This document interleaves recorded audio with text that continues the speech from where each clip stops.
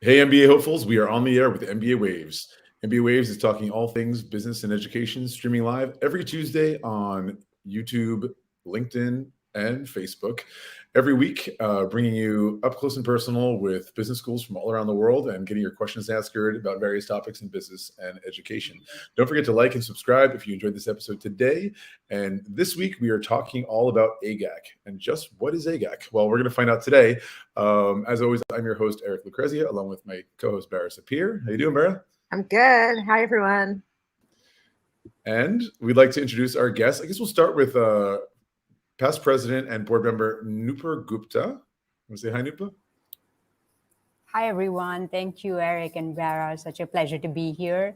Hi, all. My name is Nupur Gupta. I'm based in New Delhi. I've been a part of AIGAC since 2014 and been serving on the board since 2017.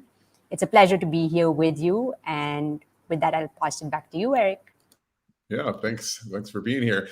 And of course, Adam Markus, who's also on the board and I think he's co-chair of the communications committee with AIGAC, if I got that right. Hi, I'm Adam. I've been an admissions consultant since 2001, joined AIGAC after it started in 2007, and happy to be here. I'm based in Sapporo, Japan. Nice. Okay, so we're truly all over the world. We got Japan, India, France, and the States. Sounds very AIGAC. It sounds very MBA. So let's talk about it. Let's just dive right into it because a lot of people don't know what AIGAC stands for. So I'm going to give our two guests the first chance to crack that code. What is AIGAC? Nupur, why don't you take it? Absolutely, Adam. Happy to get us started.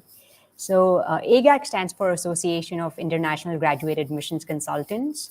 And as Adam pointed out earlier, the group was started towards the end of 2006, incorporated in California as a nonprofit with the intention of setting industry standards in graduate admissions.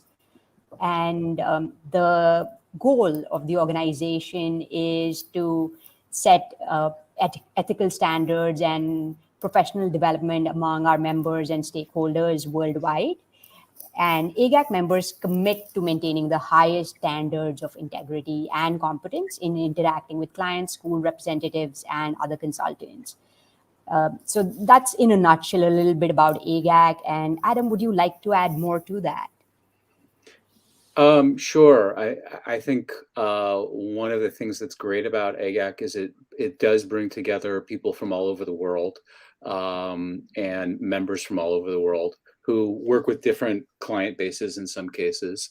And it's also very much focused on building strong relationships with the schools and especially with business schools. While the organization refers to graduate admissions overall, it's primarily been focused on itself in terms of what it does on business school graduate admissions, so mostly MBA. And one of the things that's really happened with the organization over the years is that it's been able to build strong relationships with schools, so much so that our annual conferences are hosted by major business schools. And I think one of the things that really distinguishes an AIGAC consultant is the fact that we do have tight relationships with major business schools from all over the world. Yeah, that's definitely true. And I don't know, I guess I love a good origin story. Like what problem needed to be solved when AIGAC was created? What was going on back then? You said it was around 2005, 6, right? Like what was the landscape like in the business school world vis-a-vis consultants, candidates that AIGAC was born out of? There was a lot of distrust, and we were perceived quite negatively. We were perceived as basically helping applicants cheat. And that was the perception by some schools. That changed both because of AIGAC and specifically because of certain schools. So certain admissions consulting firms. So for example, I used to work with a firm called Princeton Review of Japan, which became AGOS. And that company had some good relationships with some schools. Accepted, which was another major player, also had some good relationships. So I think it was about a collective coming together and establishing standards so that it was perceived that there was actually a whole group of consultants that were worth dealing with. And so, we started with some good relationships, and as schools saw that there were good relationships with admissions consultants and that there were ethical admissions consultants, that built up over time. So it's really a cumulative kind of thing. Yeah. I mean, things have changed dramatically since then, since AIGAC was first created. And I think everyone gets to benefit from that, like the admissions consultants, but also the schools and candidates alike. When back in the day, it was probably considered taboo. It was maybe if someone did choose to use a consultant, they really probably kept it under wraps. And now these days, it's much more open and normalized, right? Yes. I also think that that's partially the reality of people in general being much more comfortable with coaching, consulting overall, not just limited to admissions, but life coaching, career coaching, all of that. So I think that's also part of the process of it. But and also another aspect is, at this point, there's a lot of former admissions officers who are now consultants. And so, that's also part of how that happened. Yeah, I mean, and now I'm doing this. So yeah, go ahead, Bart. Just to get a sense, you're an example of that. Yes. Just to get a sense of like what the landscape looked like, even in the test prep world, there were the two mega companies, Princeton Review and Kaplan. And I remember going on Business Week, like listserv, and that's how I met Linda Abraham and a few other people. I mean, there were not many test prep companies at that time at all. No. And I met a few people on there. I mean, literally, I think it was like a listserv. And I got involved with AIGAC really early on. I mean, at first they wouldn't even have non-admissions consultant folks being members. And I remember I helped put together the New York event, I think before I was even able to be officially part of the organization. And then a year or so later, they had the affiliate membership, which is when I got involved. And then I really got involved with putting together the New York, because we had, Adam, were you at that event? No, I wasn't at that one. We went to a place where we all cooked a meal together and then ate it. Cool. At the conference. It was super fun. Yeah. Oh, Graham was talking about that. Another one of the guys who was there since the beginning. Yeah. And, we actually met up here in Paris a couple of days ago for the first time. So it definitely is a community. And I think that's what it kind of speaks to as the world maybe has become more open to, like you mentioned, coaching, life coaching, a more collaborative approach to things, sort of interdependence. And not to mention, like, mentorship is really a subject in schools and companies alike. I mean, everyone at major business schools and corporations is all about mentorship. So coaching goes alongside with that. And why would you not welcome that in the admissions process if you want to be the best version of yourself as a candidate, just like you would want to as a student and you would want to as a professional. So it just makes total sense that this has made leaps and bounds since where it was in 2005. Yeah, absolutely. And just to add to that, previously where we would have schools almost advising applicants not to use consultants, more recently we've had, as an example, talk, even recommending consultants from AIGAC on one of their blogs. So just to add to what Adam, you and Eric were saying. Yeah, it's certainly changed. I mean, it's come to the point too where, one of the things we do is we help applicants figure out where to apply to, but also help them cross, especially international applicants, cross the cultural barriers. And that's definitely part of helping prepare applicants so that an admissions office can properly assess them. Yeah.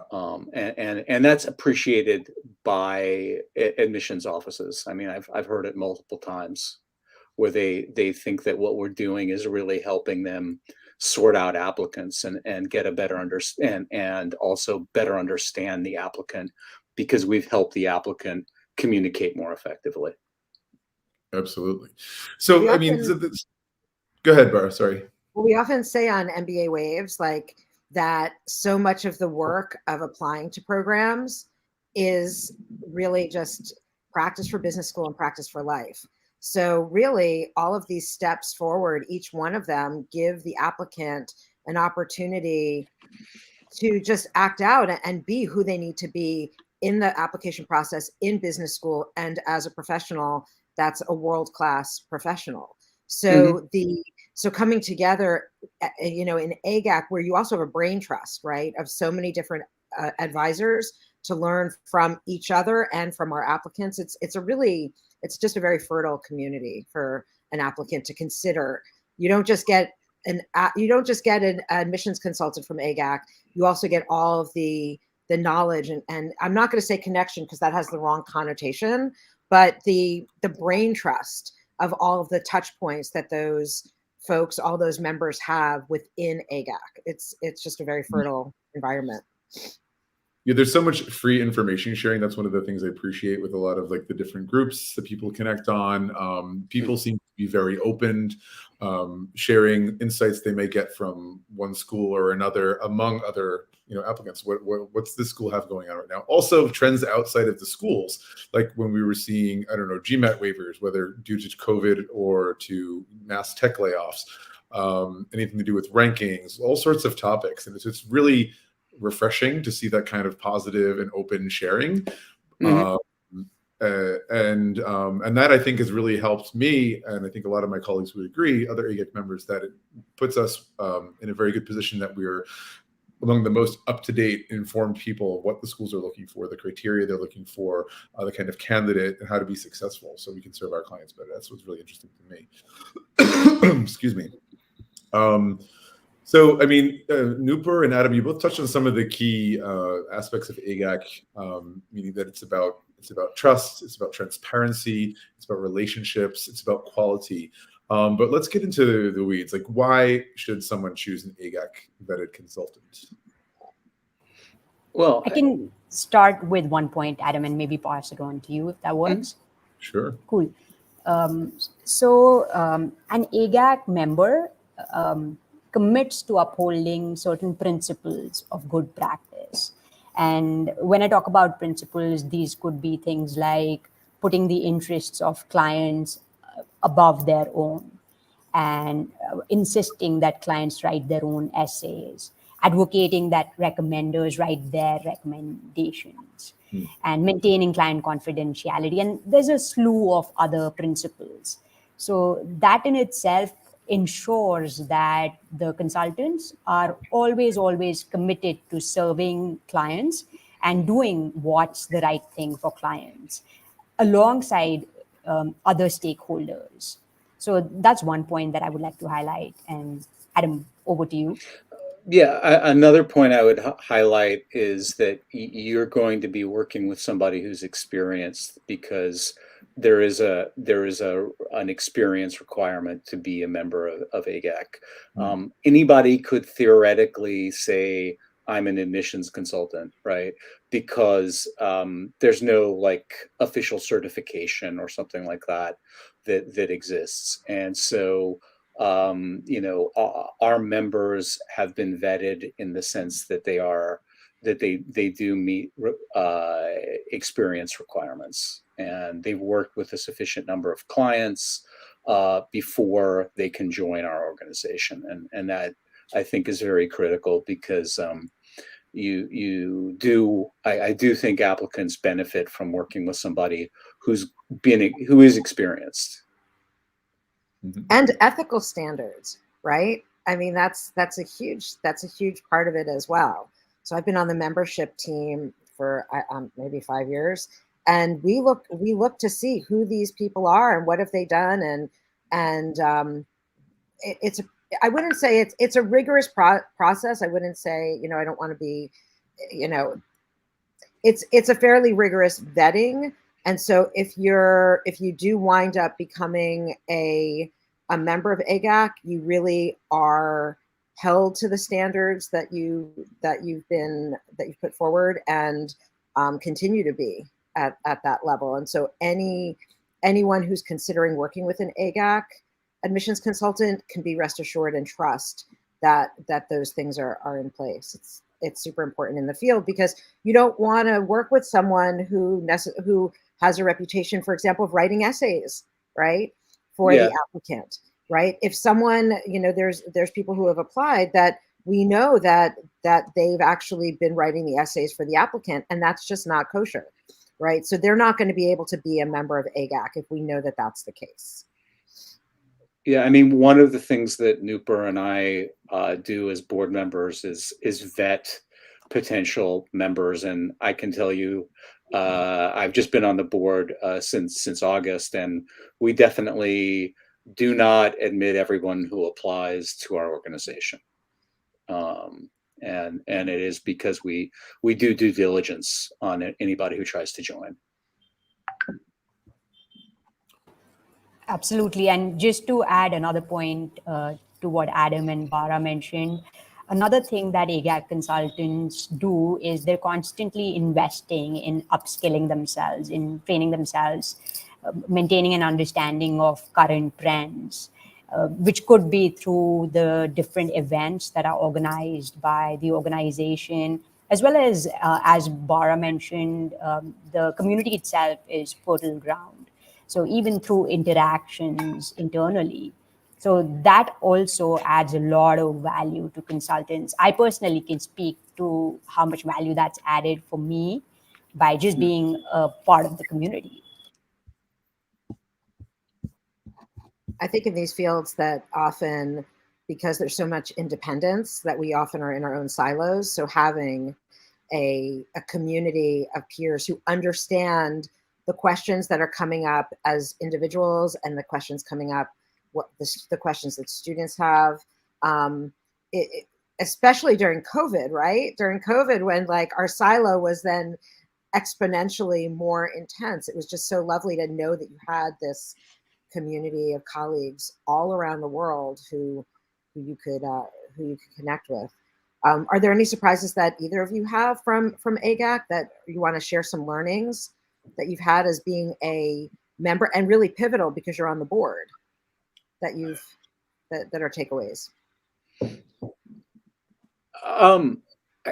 I think one of the realities is I realize that, there's a whole bunch of people who go through a similar set of lifestyle issues that I do, because we do have a fairly peculiar work schedule because of deadlines, and very busy before these deadlines, and have periods where we're less busy. And so, knowing that there's in fact a community who shares sort of the reality of my lifestyle is a great support. In terms of schools, I think the thing I've realized is that often, and this is what I've gotten from our conferences, and this, to me, maybe this is the thing that surprised me the most, is we often know more about the schools as a group and how they interact, like the entire ecosystem, than the individual admissions officers, because sometimes they're so siloed in their specific institution that they're not really aware of, for example, the essays that are happening at other schools. And sometimes they are, but it surprises me, like the number of times I've had interactions where it's like they really don't necessarily see the whole picture. Which is normal, because so much of the time is soaked up in evaluating the people who apply to their school. They probably on a couple of their closest competitors, but not as broadly as we do, because our job is to really know the full landscape. Exactly. And that comes with years of practice, years of like streams of previous clients who've been applying for schools X, Y, and Z, who have gotten in and who are now alumni. So not only do we have the experience of, okay, what does this school, what are they looking for? But it's about the people. So much is about the people, and networks of people at school X that we can put you in touch with during your, research and admissions journey. So that's really interesting as well. That's what I find. But let's talk about some of the other major ongoings of AIGAC, because there's the membership, right? But there's a few things, a few key points during the year that I want to talk about. So I don't know who wants to speak about that first.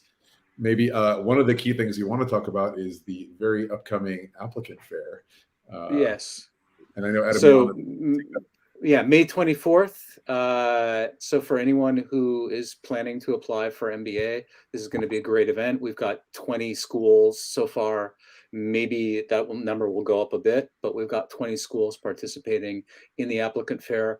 That will consist of booths for each school, virtual booths that applicants can go learn more about the individual schools, as well as panel discussions. And so I think it's a great opportunity and an efficient way for applicants to get a better sense of schools. I know as I'm doing initial consultations and starting to work with clients for this coming year, that a lot of people are still sorting out where to apply. And so this event, I think, is extremely helpful for somebody who's at the process of figuring out, especially where they want to go, as well as getting insight into some key aspects of the overall application process through the panel discussions that we're going to be having. Yeah, exactly. Adam, maybe you could do a little breakdown about how the sessions work. Is it like, because there's a few different formats of applicant fairs, virtual and in person. Some are more like one-to-one, some are small group, open format. Could you describe it a little bit more? Sure. So we have booths that can be visited, and what happens in the booth will depend on the school. So it might be interpersonal interaction or a set set materials or a video that the school is set up in their booth.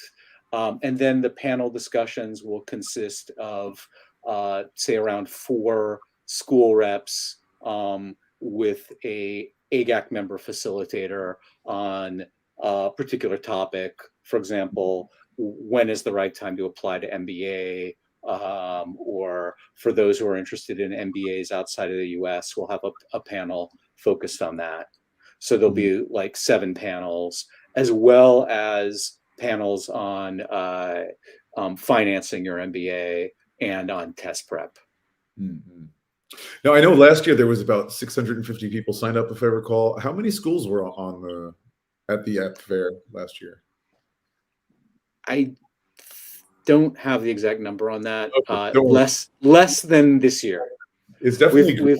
So there's about 20 so far, and we've got 20 so far, with possibly more joining, but 20 have already. It's all like M7 or top 20 schools in the US. US. I mean, like we've got Stanford, we've got INSEAD, we've got ESA, we've got Duke, we've got Georgetown.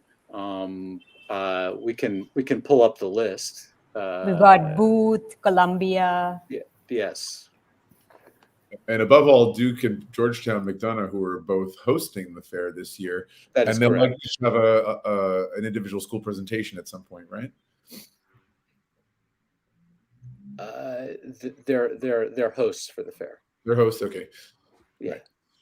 I'm still learning how this event's going to work. It's my first time attending this year. A comment came in from Thomas as well. It makes a good point about regarding the benefits of working with AIGAC consultants and the organization itself. I'll just read it. The cumulative knowledge of AIGAC consultants, especially obvious when we get together for conferences, is staggeringly rich. It not only includes technical and factual data about schools, it also brings in a tremendously rich international perspective. And that is absolutely true. Just working closely with Thomas and a few other consultants on the upcoming conference, which we'll talk about in a moment, this June has been such a great experience meeting people from all over the world and hearing their perspectives as we collaborate to create something great this June. how people approach problem solving and so forth. It's been really interesting. Kind of like an MBA itself. Yeah, actually, Eric, if we have a minute, I'd just briefly love to touch upon the history of the applicant fair as well. Of course. Awesome, thank you. So we launched it in 2020 in response to the pandemic, when there was reduced opportunity for information flow among key stakeholders like applicants and school stakeholders. This was at a time when applicants also had a lot of questions about things like the GMAT not being available, how things were going to work out, and all sorts of things. So our team worked round the clock at breakneck speed, even during the lockdowns, amid personal adversity, and made it happen in record time. We held it on 19th May 2020, and we had all the top schools, including all 7 of the M7 schools. And yeah, and since then, we've just been upgrading every single year. We started out off on Zoom, and now, as Adam was talking, since last year, we've been doing it on a platform with booths and all of that. So AIGAC remains committed to serving applicants, schools, and adding value to the ecosystem. Thank you. Yeah. So I was going to ask, Nupur, this could be also you to explain the conference coming up this June. Besides the applicant fair, that's May 24th. This June, I believe 5th through 8th is the annual conference. Can you share a little bit of what that's about and why we do that?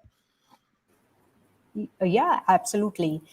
So I'll just touch upon it briefly. And of course, Eric, you and Thomas can probably talk about it even more, being involved with the committee itself. So every year we've been doing a conference for over a decade. Adam, would you know when it started? I don't recall when the first one was. Right. So it's definitely over a decade. Oh, it's yeah. Yeah. And we've been organizing our conferences in different locations. As Adam previously mentioned, schools host us. Major schools have been hosting us, be it Stanford, Harvard, Wharton, Columbia this year. And the intention is we generally have the conference over a period of 3 to 5 days, anywhere between that time period. And we have different opportunities to visit specific schools that are hosting us. We travel as well. And for example, this year we're meeting with Columbia, Yale, and Cornell Tech in New York. And then there's a day which is called the All Schools Day, when the different schools convene, which we will be doing at Columbia this year. And we have different exercises, panel discussions. So there's a lot of information exchange. And finally, there's also an opportunity for professional development, which is just members only, which we call AIGAC Afternoon. So those are some of the components that go into the conference. And of course, Adam and Eric, if you'd like to add, that'd be great as well.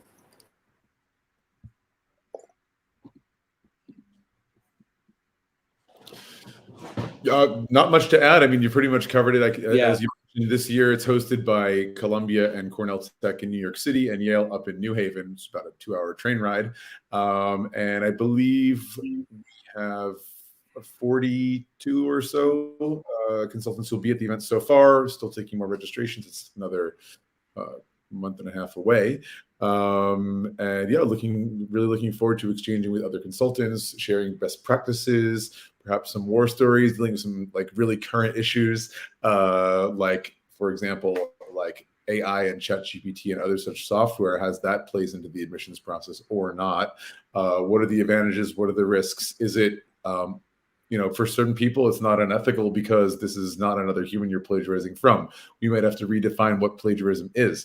This is a big topic for a lot of schools. And I think this conversation may even shape how this is viewed in the future. So very exciting. Another event that is super popular with the folks that are members of AIGAC is Summer with the Schools.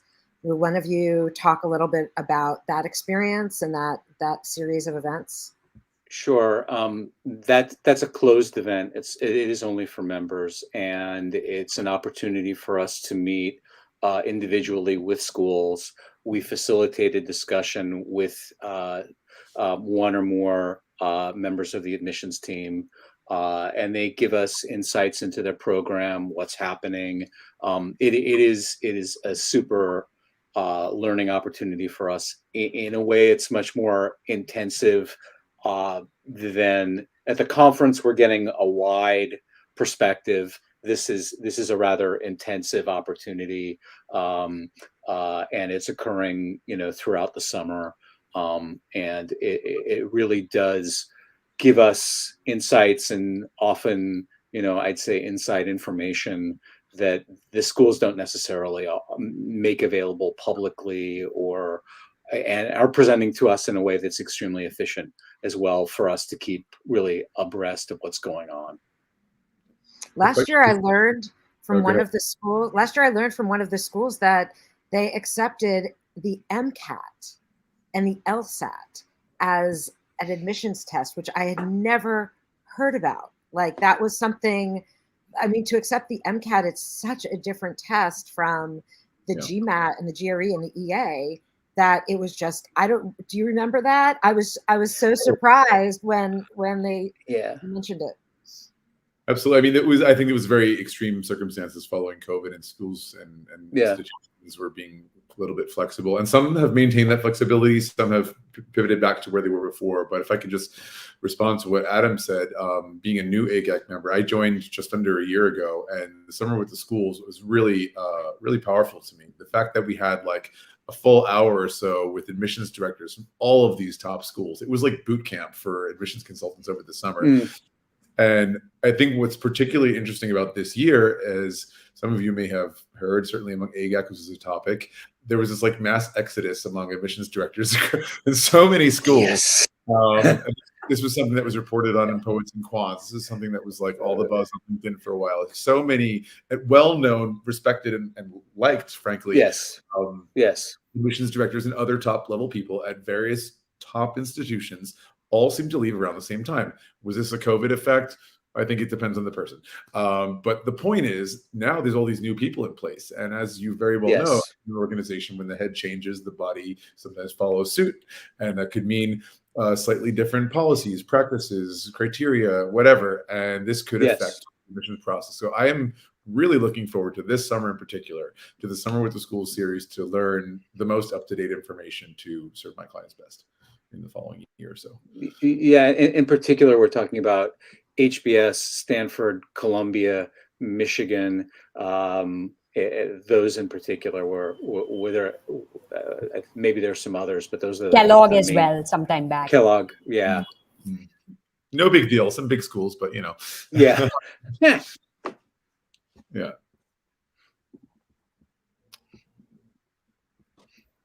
So let's talk about some of the additional resources on the AIGAC platform, because there's lots on there.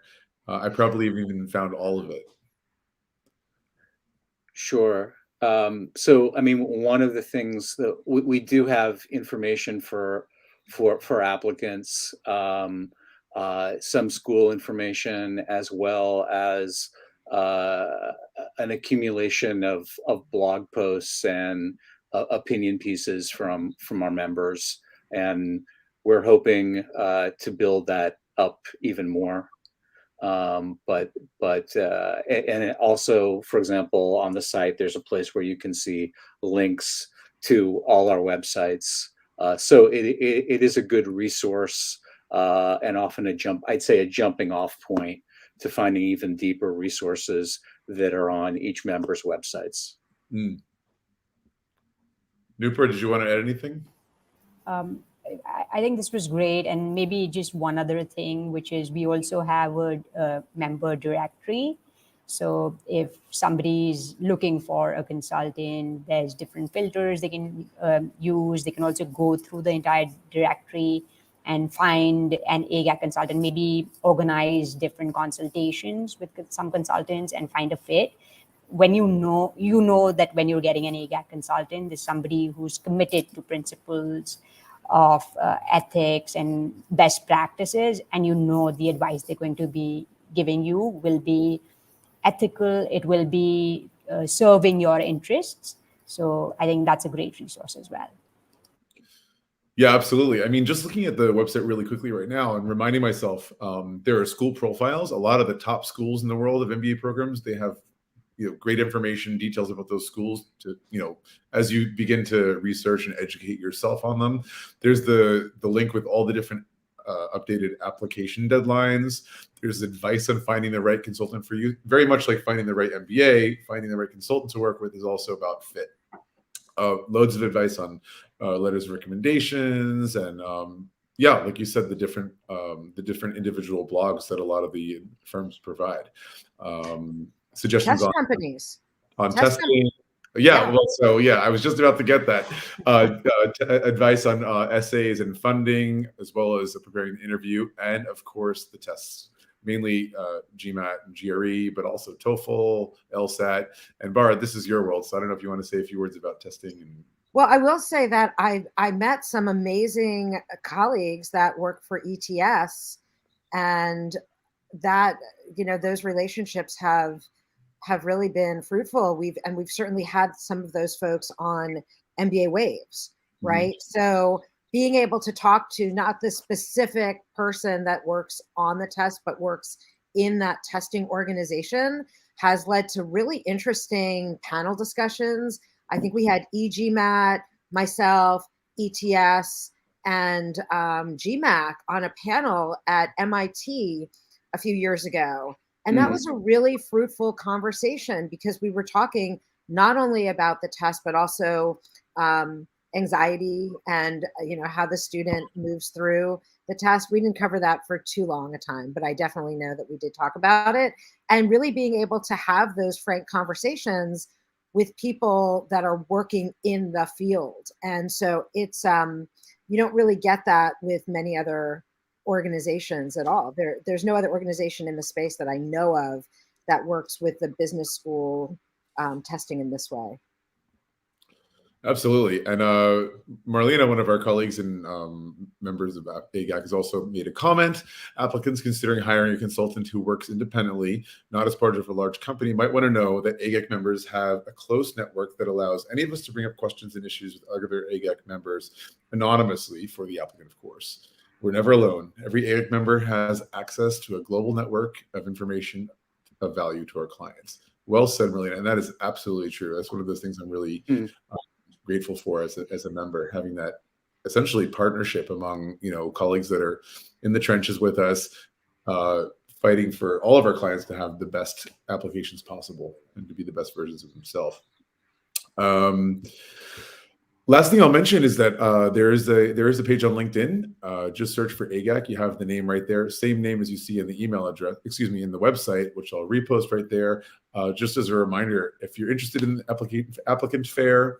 Again, an opportunity to be up close and personal with many of the top schools around the world.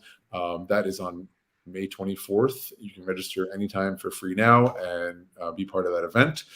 There is also the website for all the resources we mentioned, advice, finding the right applicant, and anything you want to know. And AIGAC is spelled like that, AIGAC, on LinkedIn as well. I've got something else to say. There's also, I'm hoping, colleagues in the field that aren't members of AIGAC yet that might be listening to this and considering joining. And we would love to have you become a member and join our family and our community. So if you feel that what we've said here is something that you'd like to hop on and to join our community, please feel free to go onto the website and fill out an application. And we would love to consider you for membership. Petty's going to love you for that one. Yes, please. Well said. Oops. I'm going to pop up the link to directly register for the fair. I mean, you can find this on the AIGAC website as well, but there's the direct link for registering for the fair, either one. Guys, this has been fantastic. I want to thank you for joining us today. And unless there are some other comments or points you'd like to bring up, we'll wrap it up. Thank you very much. Thank you, Eric. Thank you, Bara. Yeah, really appreciate it being here. Yeah, appreciate it. Oh, you're very welcome. Our pleasure. So guys in the audience, if you appreciated this episode, give us a thumbs up. Don't forget to subscribe. And as always, next Tuesday, MBA Waves is streaming live at 7 p.m. Paris time, 10 a.m. San Francisco time. And we are going to have our 100th episode all about personal branding. Would you buy you? That wraps it up for today. Thank you so much and have a great day or evening, everyone. Bye-bye. Bye, everyone. Bye. Thank you. Bye.